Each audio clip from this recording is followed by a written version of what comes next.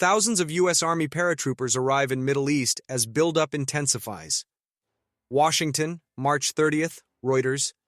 Thousands of soldiers from the U.S. Army's elite 82nd Airborne Division have started arriving in the Middle East, two U.S. officials told Reuters on Monday, as President Donald Trump weighs his next steps in the war against Iran.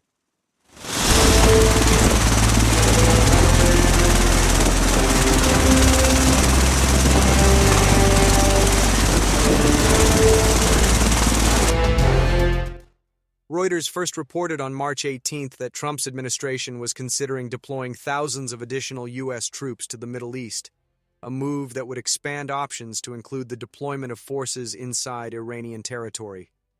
The paratroopers, based out of Fort Bragg, North Carolina, add to the thousands of additional sailors, Marines, and Special Operations Forces sent to the region. Over the weekend, about 2,500 Marines arrived in the Middle East. The officials, speaking on the condition of anonymity, did not say specifically where the soldiers were deploying to, but the move was expected.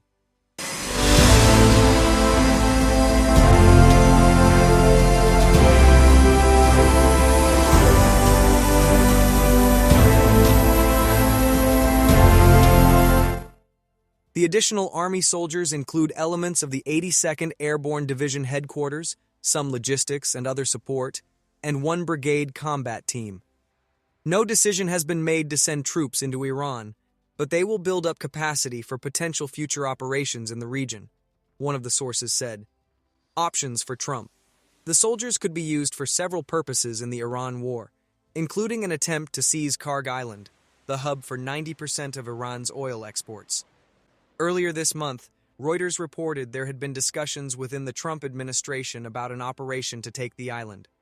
Such a move would be highly risky, since Iran can reach the island with missiles and drones.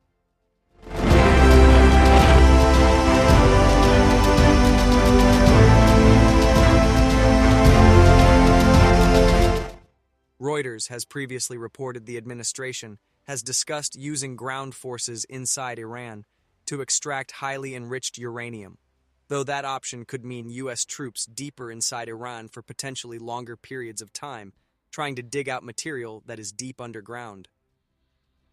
The internal Trump administration discussions have also included potentially putting U.S. troops inside Iran to secure safe passage for oil tankers through the Strait of Hormuz. While that mission would be accomplished primarily through air and naval forces, it could also mean deploying U.S. troops to Iran's shoreline. Trump said on Monday the United States was in talks with a more reasonable regime to end the war in Iran, but repeated his warning to Tehran to open the Strait of Hormuz or risk U.S. attacks on its oil wells and power plants.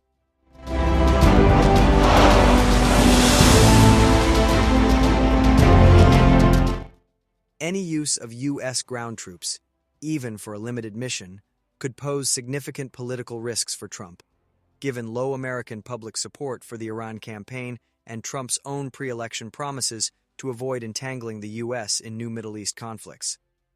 Since operations started on February 28th, the U.S. has carried out strikes against more than 11,000 targets. More than 300 U.S. troops have been injured, and 13 service members have been killed as part of Operation Epic Fury.